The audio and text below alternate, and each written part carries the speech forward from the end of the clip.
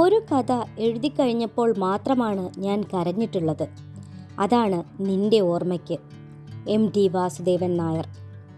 ഒരു പന്തിരാണ്ടിനു ശേഷം ലീലയെപ്പറ്റി ഞാൻ ഇന്ന് ഓർത്തുപോയി. ലീലയെന്ന് കേൾക്കുമ്പോൾ നിങ്ങൾ പെട്ടെന്ന് വിചാരിച്ചേക്കാം, തെറ്റിദ്ധരിക്കാതിരിക്കാൻ നേരത്തെ പറഞ്ഞുകൊള്ളട്ടെ, അവൾ എൻ്റെ സഹോദരിയാണ്. ഈ വസ്തുത അറിയുന്ന വ്യക്തികൾ ലോകത്തിൽ വളരെ കുറച്ചേയുള്ളൂ. ലീലയെക്കുറിച്ച് ഓർക്കാൻ കാരണം പെട്ടിക്കടിയിൽ നിന്ന് കണ്ടുകിട്ടിയ റബ്ബർ മൂങ്ങയാണ്. റദ്ദു ചെയ്ത ഷർട്ടും മുണ്ടും പഴയ കടലാസുകളുമിട്ട പെട്ടിക്കകത്ത് ഇന്നൊരു പരിശോധന നടത്തി. നോക്കുമ്പോഴുണ്ട്, ആ പഴയ റബ്ബർ മൂങ്ങ കിടക്കുന്നു. അതിൻ്റെ നിറം മങ്ങി ആകർഷകത്വമില്ലാതായിട്ടുണ്ട്. സ്ഫടികം കൊണ്ടുണ്ടാക്കിയ കണ്ണുകൾ മാത്രം മങ്ങിയിട്ടില്ല. ഒരു കാലത്ത് അതെൻ്റെ ഏറ്റവും പ്രിയപ്പെട്ട കൂട്ടുകാരനായിരുന്നു. അതിൻ്റെ ഉടമസ്ഥനായതിൽ അഭിമാനിച്ചിരുന്നു. വളരെ വളരെ കൊതിച്ചു കിട്ടിയതാണ്. അത് സഞ്ചിയിൽ വച്ചുകൊണ്ട് സ്കൂളിൽ ചെന്നു കയറിയപ്പോൾ ഞാൻ സ്വയം ഒന്നുയർന്ന പോലെ തോന്നി.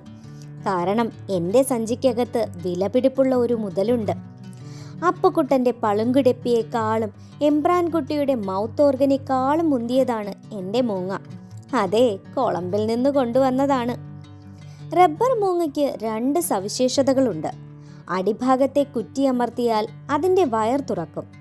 വയറിനകത്ത് പതുപതുപ്പുള്ള ഒരു കൊച്ചു കുഷ്യൻ്റെ മുകളിൽ കടും നീല നിറത്തിലുള്ള ഒരു ചെറിയ കുപ്പി. അതിൽ സെന്റായിരുന്നു. അടപ്പ് തുറന്നാൽ അരിമുല്ലപ്പൂക്കളുടെ മണം ക്ലാസ് മുഴുവൻ വ്യാപിക്കും. പെൺകുട്ടികളിരിക്കുന്ന ബെഞ്ചിൽ നിന്ന് പിറുപിറുപ്പുകൾ കേൾക്കാം. ആ കുട്ടിയുടെ കയ്യിലാ.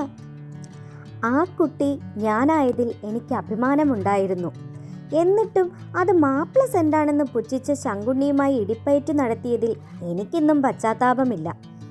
2ാമത്തെ പ്രത്യേകത, പിൻവശത്തെ കമ്പികൾ ഇളക്കിയാൽ മൂങ്ങ കണ്ണുരുട്ടും. ഉച്ചസമയത്ത് കുട്ടികളുടെ മുന്നിൽ മൂങ്ങയെ പ്രദർശിപ്പിക്കുമ്പോൾ മായക്കുതിരയുടെ ഉടമസ്ഥനായ രാജകുമാരൻ്റെ കഥ മുത്തശ്ശി പറഞ്ഞത് എൻ്റെ മനസ്സിലുണ്ടാകും. ആ മൂങ്ങ എൻ്റെ ജീവനായിരുന്നു. മറ്റൊരാളെ ഏൽപ്പിക്കാൻ മനസ്സ് വരില്ല. അതിൻ്റെ മെക്കാനിസം അറിയുന്നത് എനിക്ക് മാത്രമല്ലേ. ഞാൻ ആരംഭിച്ചത് ലീലയെപ്പറ്റിയായിരുന്നു. ഒന്നു പറയാൻ വിട്ടുപോയി. റബ്ബർ മൂങ്ങ എനിക്ക് സമ്മാനിച്ചത് ലീലയായിരുന്നു. ജീവിതത്തിൽ നിന്ന് ചീന്തിയെടുക്കുന്ന ഒരു പഴയ താളാണിത്. കുടുക്കുകൾ വേറിട്ട ഒരു മുഷിഞ്ഞ കാലുറ അരയിൽ കുടുക്കി നിർത്തി നടക്കുന്ന കാലം. 10 or 11 വയസ്സ് പ്രായം കാണും. അമ്മയുടെയും ജ്യേഷ്ഠന്മാരുടെയും അടി മുറയ്ക്ക് വാങ്ങും. അമ്മാളും അമ്മയുടെ മകൻ വാസു വല്ലാത്ത വികൃതിയാണെന്നായിരുന്നു പൊതുജനാഭിപ്രായം. അതിനു പ്രചരണം നൽകിയത് അയൽവക്കത്തെ പാറുവമ്മയാണ്. ഉച്ചയ്ക്ക് അവർ പതുക്കെ ഞങ്ങളുടെ നടപ്പുരയിലെത്തും. അമ്മയുടെ തലയിൽ നിന്ന് പേനെടുത്തുകൊണ്ട് പാറുവമ്മ 4 ന്യായം പറയും. അത് കേൾക്കാൻ എനിക്കിഷ്ടമാണ്. ഇല്ലത്തെ മാളാത്തോലിനെ പറ്റിയോ തെരണ്ടിരിക്കുന്ന കുട്ടിയെ പറ്റിയോ ആയിരിക്കും പറയുന്നത്. എന്നാലും കേട്ടിരിക്കാൻ രസമുണ്ട്. അതിനിടയ്ക്ക് പാറുവമ്മ പറയും, എൻ്റെ മോനാ ചെല്ലോന്ന് എടുത്തോണ്ടരൂ. അതാണ് കുഴപ്പം. അതിന് ഞാൻ കൂട്ടാക്കാത്തപ്പോൾ അമ്മ കൽപ്പിക്കും. അതനുസരിക്കില്ല. പിന്നെയും ശാസിച്ചു നോക്കും. ഞാൻ എന്തെങ്കിലും വികടം പറഞ്ഞെന്ന് വരും. അപ്പോൾ വീഴും പുറത്തൊന്ന്. ഒരു സാധാരണ രംഗമാണത്. അയൽവക്കത്തെ സ്ത്രീകൾക്കിടയിൽ അമ്മ ബഹുമാനത്തിനു പാത്രമായിരുന്നു. കാരണം അമ്മയുടെ കയ്യിൽ നിന്ന് പണമോ അരിയോ വായ്പ കിട്ടും. സദ്യക്ക് പോകാനുള്ള പണ്ടം കടം വാങ്ങാനും അമ്മയുടെ സേവ വേണം. മാസം മാസം അമ്മയ്ക്ക് എത്ര പണാ വരണേ? അയാൾക്കേ കൊളംബിൽ എന്ത് വാരലാത്രേ? അങ്ങനെ പോകുന്നു അഭിപ്രായങ്ങൾ. അച്ഛൻ വളരെ കാലമായി സിലോണിലാണ്. മാസം തോറും ധാരാളം പണം അയക്കും. ഞങ്ങൾ 4 ആൺമക്കളാണ്. സഹോദരിമാർ ആരുമില്ല. മറ്റുള്ളവരുടെ കണ്ണിൽ അതൊരു നല്ല ഗുണമാണ്. പാറുവമ്മയുടെ അഭിപ്രായത്തിൽ അതാണ് അമ്മയുടെ ഏറ്റവും വലിയ സുഹൃതം. അതിൻ്റെ കാരണം ഞാൻ വിചാരിക്കുന്നത് പാറുവമ്മയുടെ വീട്ടിൽ പെരുകി വരുന്ന പെൺപടയാണ്. ആയമ്മയ്ക്ക് 5, അവർക്ക് 7. 13 പെണ്ണുങ്ങൾ നിറഞ്ഞ ഒരു കുടുംബമാണത്. ഒരു പെൺകുട്ടി ഉണ്ടാവാൻ അച്ഛനും അമ്മയും ആഗ്രഹിച്ചിരുന്നു. 3 ആൺമക്കൾക്ക് ശേഷം അമ്മ ഗർഭിണിയായപ്പോൾ കണിയാർ പറഞ്ഞു, ഇത് പെൺകുട്ടി തന്നെ. എല്ലാവർക്കും സന്തോഷമായി. ചെയ്യാത്ത വഴിപാടുകളും കയറാത്ത അമ്പലങ്ങളുമില്ല. പക്ഷേ പ്രതീക്ഷകളെല്ലാം തട്ടിമാറ്റിക്കൊണ്ട് ഒരു ചാവാലി ചെറുക്കൻ ഭൂജാതനായി. വിനയപൂർവ്വം അറിയിച്ചു കൊള്ളട്ടെ, ആ നിർഭാഗ്യവാൻ ഞാനാണ്. എൻ്റെ സ്ഥാനത്തൊരു പെൺകുഞ്ഞു പിറക്കായിരുന്നു. ദൈവത്തെ ഞാൻ ശപിച്ചത് പിന്നീടാണ്. കുടുക്കില്ലാത്ത മുഷിഞ്ഞ ട്രൗസറിട്ട് വികൃതിയായി നടന്നിരുന്ന കാലത്ത് അന്നെനിക്ക് അച്ഛനെ ഓർമ്മയില്ല. അച്ഛൻ്റെ പടം മുറിയിൽ പലയിടത്തും കണ്ടിട്ടുണ്ട്. എനിക്ക് 4 വയസ്സുള്ളപ്പോൾ സിലോണിൽ പോയതാണ്, പിന്നെ വന്നിട്ടില്ല. അതിനെപ്പറ്റി സൂചിപ്പിച്ചാൽ ഏട്ടന്മാർ എന്നെ കളിയാക്കും. അവരുടെ മുമ്പിൽ ഞാൻ ചൂളിപ്പോകും. അവർ സിലോണിൽ വളരെ കാലം ജീവിച്ചിട്ടുണ്ട്. എന്നെക്കാളും അധികാരപൂർവ്വം അച്ഛനെപ്പറ്റി സംസാരിക്കുന്നത് അവരാണ്. ഞാൻ അമ്മയുടെ ഗർഭത്തിലായിരിക്കുന്ന കാലത്താണ് അമ്മയും മറ്റ് സഹോദരന്മാരും നാട്ടിലേക്ക് മടങ്ങിപ്പോന്നത്. അതിൽ പിന്നെ കൊല്ലത്തിൽ 2-3 മാസം അവധിയിൽ അച്ഛൻ നാട്ടിൽ വരും. അമ്മയുടെ വക എനിക്ക് ധാരാളം അടി വന്നു ചേരാറുണ്ട്. ഏട്ടന്മാരും ഇടയ്ക്കെല്ലാം ദ്രോഹിക്കും. തനിച്ചിരിക്കുമ്പോൾ എൻ്റെ ദുരവസ്ഥയെപ്പറ്റി ഞാൻ ഓർത്തുപോകും. ഒരു മകളുടെ സ്ഥാനത്ത് വന്ന് പിറന്നതുകൊണ്ടായിരിക്കാം, എന്നോടുള്ള ദേഷ്യം കൊണ്ടായിരിക്കുമോ അച്ഛൻ നാട്ടിൽ വരാത്തത്? രാത്രിയിൽ കിടക്കുമ്പോൾ പലതും ആലോചിക്കും. ഓർത്തോർത്ത് അവസാനം അറിയാതെ ചോദിച്ചു പോകും, അമ്മേ, ഞാനൊരു പെൺകുട്ടി അയച്ചാലോ? മിണ്ടാതെ കിടക്കടാ. ഉറക്കം പിടിച്ചു തുടങ്ങിയ അമ്മ ദേഷ്യം പിടിച്ച് തുടയ്ക്കൊരു നുള്ളു പാസാക്കും. ഒരു പെൺകുട്ടി ഉണ്ടാവാത്തതിൽ അമ്മയ്ക്കും അച്ഛനും വേദനയുണ്ട്. അതെനിക്കറിയുകയും ചെയ്യും. ഒരു പെങ്ങളുണ്ടാവുക നല്ലൊരു കാര്യമാണത്. എൻ്റെ ക്ലാസ്സിലെ കുട്ടികൾക്കും ചേട്ടത്തിമാരും അനിയത്തിമാരുമുണ്ട്. ഗോപിയുടെ പുസ്തകങ്ങളെല്ലാം കലണ്ടർ ഏടുകൾ കൊണ്ട് ഭംഗിയിൽ പൊതിഞ്ഞു കൊടുക്കുന്നത് ഭാനുചേച്ചിയാണത്രേ. അവൻ്റെ ഭാനുചേച്ചിയാണ് പുസ്തകങ്ങളിൽ പേരെഴുതി കൊടുക്കുന്നത്. എന്തു ഭംഗിയുള്ള അക്ഷരങ്ങൾ! കരുണാകരൻ്റെ മൂത്ത പെങ്ങൾക്ക് കല്യാണമുണ്ടായി. വലിയൊരു മീശയും ഇത്തിരി മാത്രം വലിപ്പമുള്ള ഒരു വാച്ചുമുള്ള ആളാണത്രേ അവൻ്റെ ചേച്ചിയെ കല്യാണം കഴിച്ചത്. അയാളും കൂട്ടുകാരും പന്തലിൽ വന്നു കയറിയപ്പോൾ കാൽ കഴുകിച്ചത് അവനാണ് പോലും. കുരവയും നാദസ്വരവുമൊക്കെ അന്ന് രാത്രിയിൽ ഞാനും കേൾക്കുകയുണ്ടായി. അതെല്ലാം നല്ലത് തന്നെ, എന്നാലും കാൽ കഴുകിക്കുന്നത് എനിക്കിത്ര പിടിച്ചില്ല. പിന്നെ അവൻ സ്വകാര്യം പറയുകയാണ്. ഞാൻ എന്താ ചണ്ടോ അയാളെ വിളിക്കുക, അളിയാന്ന്. കരുണാകരനും ഗോപിയും ഒക്കെ ഭാഗ്യവാന്മാരാണെന്ന് തോന്നി. വീട്ടിലൊരു കല്യാണമുണ്ടാകുന്നത് നല്ലൊരു കാര്യമാണ്. അലങ്കരിച്ച പന്തലും പെട്രോമാക്സ് വിളക്കുകളും ആൾത്തിരക്കും അകത്തു നിറയെ പെണ്ണുങ്ങളും. ഒന്ന് വിട്ടുപോയി, ഗ്രാമഫോൺ പാട്ടും. എൻ്റെ വീട്ടിലൊരു കല്യാണമുണ്ടാവാൻ യാതൊരു വഴിയുമില്ല. എനിക്കൊരു പെങ്ങളില്ല. എൻ്റെ പുസ്തകങ്ങൾക്ക് ഭംഗിയുള്ള പൊതിച്ചിലില്ല. നല്ല അക്ഷരത്തിൽ പേരെഴുതിയിട്ടില്ല. എനിക്കൊരളിയനുണ്ടാവില്ല. ഉണ്ടായിരുന്നെങ്കിലല്ലേ കരുണാകരൻ്റെ വീട്ടിലേക്കാളും ഗംഭീരമാകൂ.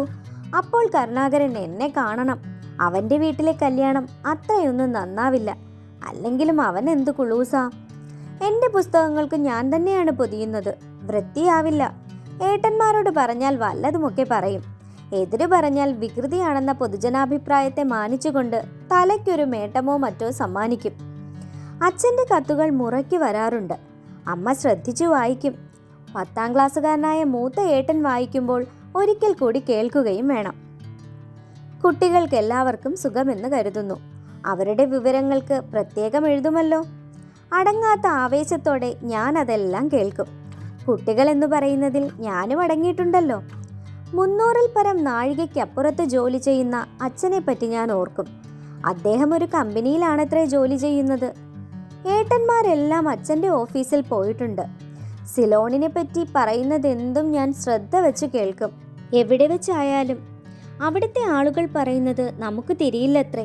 കാരണം അവർ സംസാരിക്കുന്നത് മറ്റേതോ ഭാഷയാണ്. അവിടുത്തെ ആളുകൾ ഭയങ്കരന്മാരാണ്.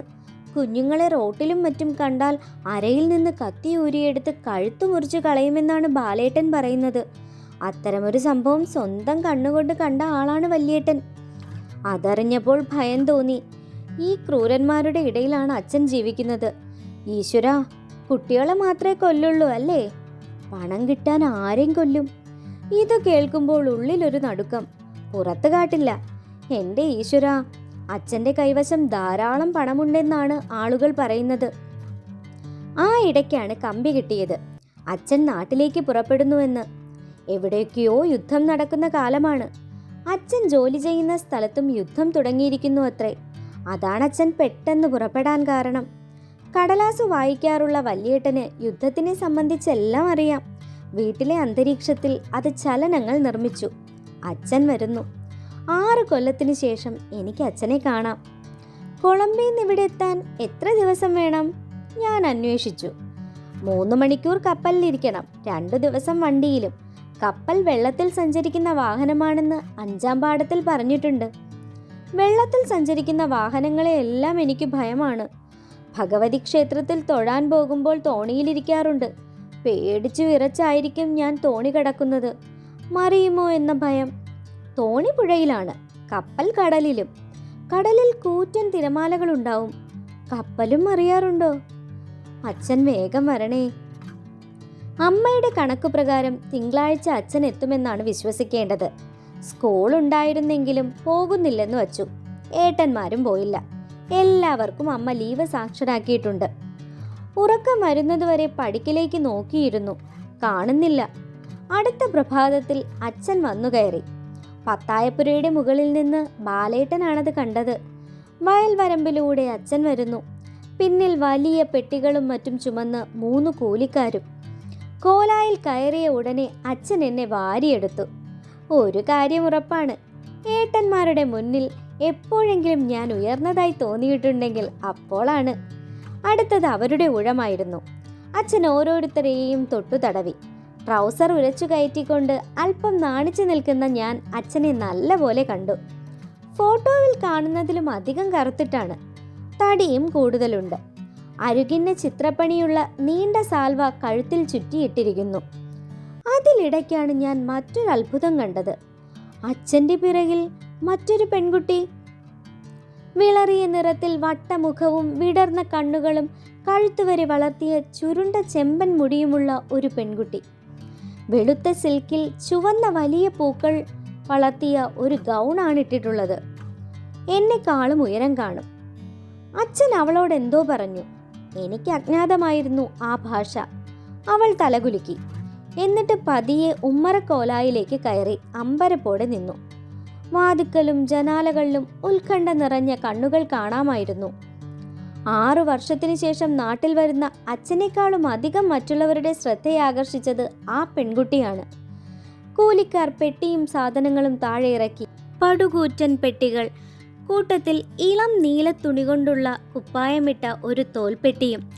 അത് നിലത്ത് വച്ചപ്പോൾ ആ പെൺകുട്ടി പതുക്കെ അതൊരരുകിലേക്ക് മാറ്റിവെച്ചു. ഉമ്മറത്തേക്ക് ചായ എത്തി. അകത്തുനിന്ന് കൊക്കി കുരച്ചുകൊണ്ട് മുത്തശ്ശി ഉമ്മറത്തു വന്നു. പെലച്ച വണ്ടിക്കേ വന്ന്. അതെ, എന്ത് തിരക്കാ! സെക്കൻഡ് ക്ലാസ്സിൽ ഇരിക്കാൻ കൂടി സ്ഥലമില്ലാച്ചാ. കണ്ണു തിരുമ്മിക്കൊണ്ട് അച്ഛൻ പറഞ്ഞു. വല്ലാത്ത കാലം. പണ്ടൊക്കെ ആളുകൾ കാശിക്ക് കൂടി നടന്നിട്ടാ പോവുക. മുഴുവൻ സിലോണിൽ നിന്ന് വരുന്നവരാണ്. അവിടെ ബോംബിട്ടപ്പോൾ ഒഴിച്ചു പോരുന്നോരാ. മുത്തശ്ശി ഇടയ്ക്കിടെ ചുമരും ചാരി നിൽക്കുന്ന ആ പെൺകുട്ടിയെ ഒന്നു നോക്കും. അവളാകട്ടെ ഭൂഗർഭത്തിൽ നിന്ന് ആദ്യമായി പകൽ വെളിച്ചത്തിലേക്ക് കയറി വന്ന ഒരത്ഭുത ജീവിയെപ്പോലെ നിൽക്കുന്നു. അമ്മ ഇനിയും ഉമ്മറത്തേക്ക് വന്നിട്ടില്ല. അമ്മയെ വിളിച്ചാലോ എന്ന് തോന്നി. 6 കൊല്ലത്തിനു ശേഷം അച്ഛൻ വന്നു കയറിയിരിക്കുകയാണ്. അപ്പോൾ ഒന്നും പുറത്തു വന്നുകൂടെ? ഗൃഹാന്തരീക്ഷത്തിൽ അർത്ഥഗർഭമായ ഒരു മൂകതയാണ് തങ്ങി നിൽക്കുന്നത്. എനിക്കതിൻ്റെ കാരണം മനസ്സിലായി. മുത്തശ്ശിയോടെന്ന മട്ടിൽ അച്ഛൻ ജോലിസ്ഥലത്ത് ബോംബിട്ട വിവരവും മറ്റും എല്ലാവർക്കും അറിയാനായി വിവരിച്ചു. അച്ഛൻ താമസിക്കുന്ന തെരുവിൻ്റെ ഒരറ്റത്തും ബോംബ് വീണു അത്രേ. ഒരു വലിയ തുണിച്ചരക്കു പീടിക മുഴുവൻ കത്തി നശിച്ചു. കെട്ടിടങ്ങൾ പലതും നിലംപറ്റി. പലരും മരിച്ചു. മരിച്ചവരുടെ കൂട്ടത്തിൽ അച്ഛൻ്റെ ഒരു സ്നേഹിതനും പെട്ടിരുന്നു. അയാൾ സിംഹാളിയാണ്. അയാളുടെ മകളാണ് അച്ഛൻ്റെ കൂടെയുള്ളത്, ലീല. ലീലയ്ക്ക് സ്വന്തമായി മറ്റാരുമില്ല. അമ്മ ചെറുപ്പത്തിൽ തന്നെ മരിച്ചിരുന്നു. അച്ഛൻ ബോംബ് വീണപ്പോഴും. ഇനിയും അവിടെ ബോംബിട്ടേക്കാം. അപ്പോൾ അവളെ രക്ഷിക്കാൻ കൂടെ കൊണ്ടുവരികയേ നിവർത്തിയുള്ളൂ. ഞാൻ അച്ഛനും അമ്മയും ഇല്ലാത്ത ആ കുഞ്ഞിനെ നോക്കി. എനിക്കപ്പോൾ വേദന തോന്നി. പാവം. അവളെ കാണാൻ ചന്തമുണ്ട്. എൻ്റെ ക്ലാസ്സിലെ പെൺകുട്ടികളെക്കാളും ചന്തമുണ്ട്, തീർച്ച. മുത്തശ്ശി അവളെ അകത്തേക്ക് വിളിച്ചു. അവൾക്കത് കേട്ട ഭാവമില്ല. അടുത്തു ചെന്ന് കൈപിടിച്ചപ്പോൾ അവൾ ഒരൊറ്റ ചീറ്റൽ, തുടർന്നൊരു വിളിയും, ഡാഡി. അച്ഛൻ്റെ സമീപത്തു വന്ന് മുത്തശ്ശിയുടെ നേരെ ചൂണ്ടിക്കൊണ്ട് അവൾ കുലുകുലുവെന്ന് എന്തൊക്കെയോ പറഞ്ഞു. അതെനിക്ക് രസിച്ചില്ല. സംസാരമല്ല, അച്ഛനെ തൊട്ടുള്ള ആ നിൽപ്പ്. അന്ന് രാത്രിയിൽ അച്ഛനും അമ്മയും തമ്മിൽ മണിക്കൂറുകളോളം നീണ്ടുനിന്ന വാദപ്രതിവാദമായിരുന്നു. എന്തിനാണ് അമ്മ അച്ഛനോട് കയർക്കുന്നത്? ഞാൻ പ്രതീക്ഷിച്ചതുപോലെ വീട്ടിനകത്തെ അന്തരീക്ഷം സുഖകരമാകുന്നില്ല. കുശുകുശുപ്പുകൾ അവിടെ പൊങ്ങുന്നു. അമ്മയെ കേൾപ്പിക്കരുതെന്ന് അവർക്കെല്ലാവർക്കുമുണ്ട്. കുഴപ്പം മുഴുവൻ ഞാൻ മനസ്സിലാക്കിയെടുത്തോളം ആ പെൺകുട്ടിയെ കൊണ്ടാണ്. അയൽവക്കത്തെ പാറുവമ്മയോട് ചെറിയമ്മ പതിഞ്ഞ സ്വരത്തിൽ പറയുകയാണ്, കണ്ടാലറിഞ്ഞൂടെ? പിന്നല്ലാണ്ടോ. ഏടത്തി കേക്കണ്ട, ഇതാ അത്രേ മൂത്ത മകള്. കാര്യമേറെക്കുറെ എനിക്ക് മനസ്സിലായി. വീടിനകത്തെ പിറുപിറുപ്പുകളിലെല്ലാം അടങ്ങുന്ന വിഷയം ഒന്നാണ്. ലീല അച്ഛൻ്റെ മകളാണ്. അച്ഛൻ്റെ മകൾ അപ്പോൾ എൻ്റെ പെങ്ങളുമാണ്. ഞാൻ ഇത്രനാളും വിചാരിച്ചത് തെറ്റാണ്. എനിക്കും ഒരു പെങ്ങളുണ്ട്. അതൊരു കാര്യമാണെന്നാണ് എൻ്റെ വിശ്വാസം. എന്നിട്ടും ഇവരെല്ലാം മുറുമുറുക്കുന്നത് എന്തിന്? അവൾ പറയുന്നത് എനിക്ക് മനസ്സിലാവില്ല. പിന്നെ ആ തറയ്ക്കുന്ന നോട്ടം. എന്നാലും എനിക്കതിൽ പ്രതിഷേധമില്ല. അവൾ എൻ്റെ പെങ്ങളല്ലേ? അവൾ എൻ്റെ അനുജത്തിയോ ജ്യേഷ്ഠത്തിയോ? പറയാൻ വിഷമമുണ്ട്. അച്ഛനോട് ചോദിച്ചാൽ അറിയാം. പക്ഷെ ചോദിക്കാൻ വയ്യ. അനിയത്തിയാവാനേ തരമുള്ളൂ. എൻ്റെ ഭാഷ അവൾക്ക് മനസ്സിലാവാൻ തുടങ്ങിയാൽ ഞാൻ പിന്നെ അനിയത്തി എന്നേ വിളിക്കൂ. അനിയത്തിയുമായി അടുക്കുവാൻ ശ്രമിച്ചുവെങ്കിലും അത് ഫലിച്ചില്ല. അവൾ ഞങ്ങളിൽ നിന്നെല്ലാം അകന്നു നിൽക്കുകയാണ്. അച്ഛനോട് മാത്രമേ സംസാരിക്കുകയുള്ളൂ. എപ്പോഴും അവൾക്ക് ഡാഡി മതി. ഡാഡി എന്നാൽ അച്ഛ എന്നാണ് അർത്ഥമെന്ന് വല്യേട്ടൻ പറഞ്ഞു. വല്യേട്ടൻ ഇംഗ്ലീഷ് അറിയാം. പകൽ മുഴുവൻ അവൾ ആ തോൽപ്പെട്ടിയുടെ പുറത്ത് കഴിച്ചുകൂട്ടും. താക്കോൽക്കൂട്ടം എപ്പോഴും ചൂണ്ടാണി വിരലിൽ ചുഴറ്റുന്നുണ്ടാവും. പെട്ടിയുടെ അടുത്തേക്ക് ആരെങ്കിലും ചെന്നാൽ ഈറ്റുപാമ്പിനെ പോലെ അവൾ ചീറ്റി നിൽക്കും. ആ പെട്ടി നിറയെ ഉടുപ്പുകളാണ്.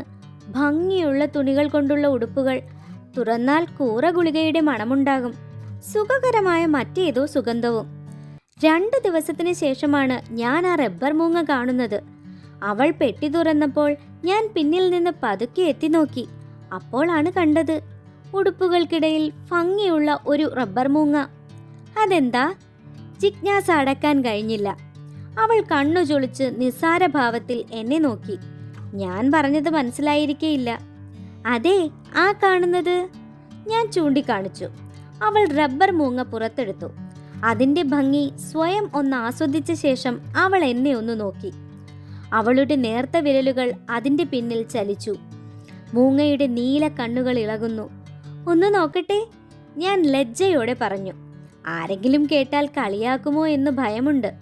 വീണ്ടും നിസ്സാരഭാവത്തിൽ അവൾ എന്നെ ഒന്ന് നോക്കി. എന്നിട്ട് പതുക്കെ ഈ റബ്ബർ മൂങ്ങ പെട്ടിക്കടിയിൽ വച്ച് ഭദ്രമായി പൂട്ടി. ഞാൻ ഇളിഭ്യനായി. എൻ്റെ അച്ഛൻ്റെ മകളാണെങ്കിലും അവൾ തണ്ടുകാരിയാണ്, തീർച്ച. എനിക്ക് ആ റബ്ബർ മൂങ്ങയിൽ കമ്പം പിടിച്ചിട്ടുണ്ടെന്ന് അവൾക്ക് മനസ്സിലായി കാണണം. അല്ലെങ്കിൽ ഇടയ്ക്കിടെ പെട്ടി തുറന്ന് അത് പുറത്തു കാണിച്ച് എന്നെ കൊതിപിടിപ്പിക്കുന്നത് എന്തിനാണ്? അവളുടെ പത്രാസ് എനിക്ക് കേൾക്കണ്ട. അച്ഛനോട് പറഞ്ഞാൽ എനിക്കും അതുപോലൊന്ന് വാങ്ങിത്തരാതിരിക്കില്ല. ഒന്ന് കിട്ടിയിരുന്നെങ്കിൽ ക്ലാസ്സിൽ കൊണ്ടുപോയി കൂട്ടുകാരുടെ മുമ്പിൽ വച്ച് കണ്ണുകൾ ഇളക്കാം, വയർ തുറക്കാം. അച്ഛനോട് പറഞ്ഞാലോ? അച്ഛൻ്റെ അടുത്തു പോകാൻ എനിക്കിത്തിരി വിഷമമുണ്ടായിരുന്നു. കാരണമൊന്നുമില്ല. അവളെപ്പോലെ ഡാഡി എന്ന് വിളിച്ച് ഓടിച്ചെന്ന് മടിയിൽ കയറിയിരിക്കാൻ കരളുറപ്പില്ല. അച്ഛൻ അധികം സംസാരിക്കാറില്ല. ദൂരെ നിന്ന് അച്ഛൻ ചാരുകസേരയിൽ കിടക്കുമ്പോൾ ഞാൻ കണ്ണോടിക്കും. തടിച്ച ഫ്രെയിമുള്ള ആ കണ്ണട മുഖം തിരിക്കുമ്പോൾ പ്രകാശിക്കുന്നത് കാണാൻ രസമുണ്ട്. ഒരിക്കൽ ധൈര്യം അവലംബിച്ച് ചോദിക്കാൻ തന്നെ തീരുമാനിച്ചു. ലീലയുടെ മുന്നിൽ മോശക്കാരനാവാൻ പാടില്ലല്ലോ. അടുത്തു ചെന്ന് നിന്നപ്പോൾ അച്ഛൻ ചോദിച്ചു. മുഖമുയർത്തിയപ്പോൾ ആ കണ്ണട പ്രകാശിച്ചു. എനിക്കൊന്നും പറയാൻ കഴിഞ്ഞില്ല. എൻ്റെ കുറ്റിത്തല തടവിക്കൊണ്ട് അച്ഛൻ ചോദിച്ചു, സ്കൂളിൽ പോണില്ലേ? പിന്നെ ഒന്നും ചോദിച്ചില്ല. ഒന്നും പറയാൻ സാധിച്ചതുമില്ല. റബ്ബർ മൂങ്ങയില്ലെങ്കിൽ പോട്ടെ. ക്ലാസ്സിൽ കുട്ടികൾ വെറുതെ എന്നെ വിഷമിപ്പിക്കുന്നത് എന്തിനാണ്? അച്ഛൻ വന്നതും കൂടെ ഒരു പെൺകുട്ടിയെ കൊണ്ടുവന്നതും നാട്ടുകാർ എത്ര വേഗമാണ് അറിയുന്നത്. എൻ്റെ വീട്ടിലൊരു പെൺകുട്ടി വന്നു കയറിയതുകൊണ്ട് ഇരിക്കപ്പൊറുതി ഇല്ലാത്തതും ഞങ്ങളുടെ ക്ലാസ്സിലെ ജാനുവിനാണ്. ഞാൻ കേൾക്കെ അവൾ പറയുകയാണ്, ഈ കുട്ടിയുടെ അച്ഛൻ വന്നപ്പോൾ ഒരു പെൺകുട്ടീനെ കൊണ്ടുവന്നിട്ടുണ്ട്. എവിടുന്ന്? കൂടെയുള്ള വെളുത്തേടത്തെ നാണി ചോദിച്ചു. കൊളമ്പെന്ന്.